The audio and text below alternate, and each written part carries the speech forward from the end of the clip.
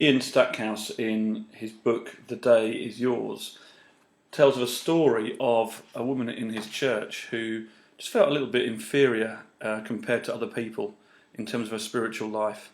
She said that she wasn't very good at praying, not a particularly good singer on a Sunday morning, and didn't speak in tongues, and there were other people around her who could do all three really well.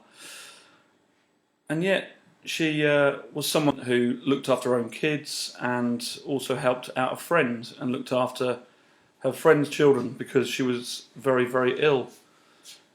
And Ian says it's very interesting how people think about their own spiritual lives as if spirituality is just one form and perhaps not another. And we often in our own Christian lives think about this aspect of being and doing. It's about being in God's presence, not necessarily doing things for God. And there's something really important about getting the balance right between those two. We can do great things for God, but we mustn't ever neglect about what it means to be in relationship with God. But also, if we're just having to seek a relationship with God without doing anything for God, then maybe we've got the balance wrong. Balance isn't a particularly exciting word, and yet it's a word I think we need to learn about in our spiritual lives. What becomes holy ground for us each day?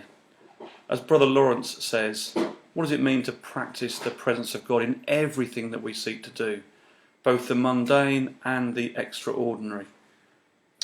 Someone said a proper liturgy of the hours, yes, is about finding God in prayer, but actually it's about finding God in everything that we do.